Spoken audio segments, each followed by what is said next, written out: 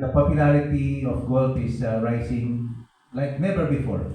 Kaya meron ngayong golf office ang Department of Tourism. So ano po yung um, directions ng inyong office sa growing sport na ito, industry na ito in the Philippines? Well, as of now, that's why our main goal now is actually promoting the properties, the golf courses that we have here in the country.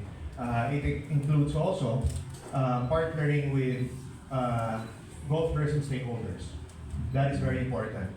That we get to a certain level wherein we can already, from end to end, accept, high quality and high standards players of golf tourism. We're looking at our neighbors, Thailand, Vietnam, Cambodia, who are already doing this. The Philippines can do this also. We are the only country that can offer 1:1 in terms of caddy-player ratio. We are English speaking.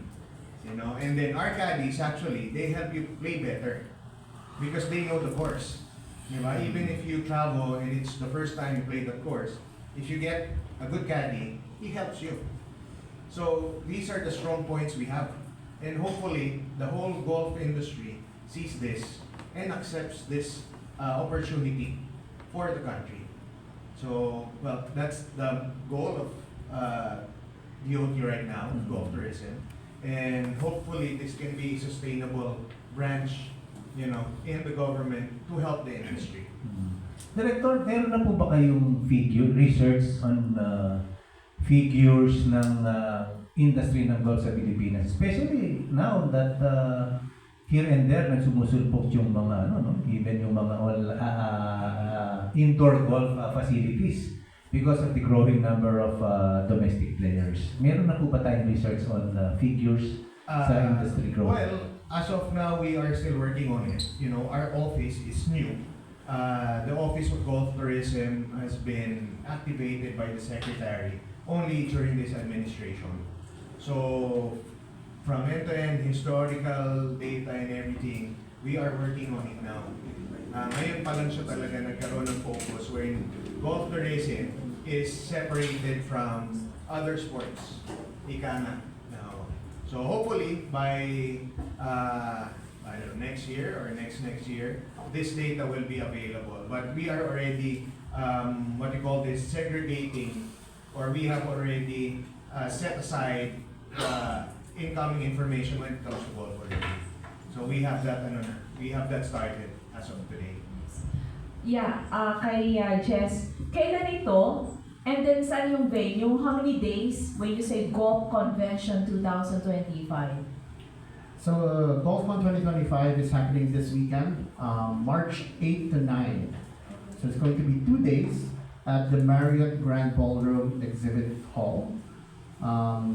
It's going to be from 10 a.m. to 8 p.m. daily. And every hour, there will be different sessions and panel discussions on the main stage. Simultaneously, we have the VIP classes, which is the master classes from the different renowned golf coaches that we'll have. So it'll be this weekend for 2 days. Can we, do we expect probably some representatives from the big golf courses na meron tayo dito sa Pilipinas, di ba? Kung ipopromote din lang natin ang mga ganitong activities, di ba? Pinakamaganda yung mga kilala mga golf courses. Meron silang representative in this one? Yes. And truthfully, not all of the golf courses will be there, but we do want to I do want to express my appreciation for those who supported.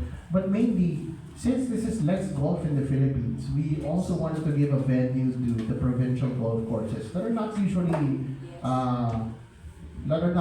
top of mind when it comes to golfers. Because in the metro, you have obviously Wak and Manila Golf. But in Golfcon, we want to promote the provincial golf courses too. We have a great golf course in Mimosa Plus with a hotel quest. Obviously, we have Liloan from Cebu, who will be there as well with the One Tectona Hotel. Daka will be there, yes, Daka. Zamboanga from Tiaza will be there, the Zamboanga Golf Course.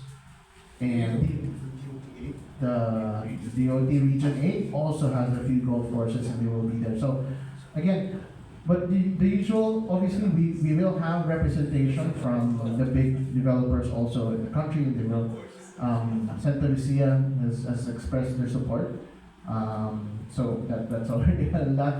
But yes, we do want to have all of the big golf courses there so that people not only get to know these golf courses, but to also have access to them. I think that's one of the kind of challenges, especially for new golfers, when they get into the sport. One of the questions is, saan ako pwede maglaro? Kasi sino pwede magturo sa akin? So, how do I start the game? And that's really, when you go to Golfcon, you see all of the coaches there. Every day, you'll get to meet the different coaches from the different driving range. So, get to meet them, know the rates, how much it's actually going to cost, and have access. Hey, malapit pala ako sa ganitong golf course. Puntahan ko sila. How do I go there? And things like that. So, those are the things that we want to happen during the event.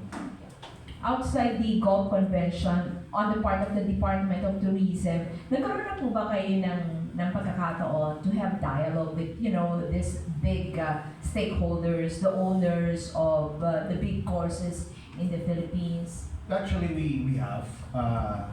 I think when we started, we had our first Golf Tourism Summit. But again, you know that our golf courses, or most of the properties that we have here in the Philippines, are private. There's only a few properties that are public. So, of course, you have to treat them, kumbaga, ang approach namin dyan is isa-isa. Because every golf course can offer a different thing. It cannot be across the board. Yeah, for example, let's say Orchard. Orchard alone, if you're a member of Orchard, you're already struggling with tea time. Diba? And then you want to open to the public. You can't do that. So at the end of the day, every golf course, kumbaga lumalabas, we have a different approach on how we want their support or how we can support them. So it should be vice versa. It cannot be a one-way street that the golf course will only support us, but we should be able also to support the golf courses. Yes, questions? Okay, si Mr. Red Dumo. Napansin ko po sa screen nyo, walang about history of golf in the Philippines. And the Philippines has a very rich tradition in golf. In fact, the oldest was built in 1907 and opened to the public in 1913. And also the Asian Golf Federation, Amateur Golf Federation, was founded by the Filipinos. The first president was a Filipino. The Secretary General, first Secretary General was a Filipino. Perhaps it should be included also, to drum up interest in golf in the Philippines. We should include history. That's one thing lacking in every sport in the Philippines, that we don't have historical bearings. Thank you. Yeah, thank you very much for that. I think that's a great call out and a great idea. I think that's something we can promote and on the next Golfcon. but also here, it may not have been there. If you do visit, there is a big portion of it where we're featuring some of the oldest golf courses in the country. Obviously, Iloilo Golf Club in Santa Barbara is the very first one that we've had. There's several things there. The course's history, and how it dates back to in Tramuros also, and how it was built and things. We have kind of a museum type of display there, but not specifically a program that focuses on the history of golf. But that's a very good idea. I think that's something we can, when we move forward on the next events, can focus on.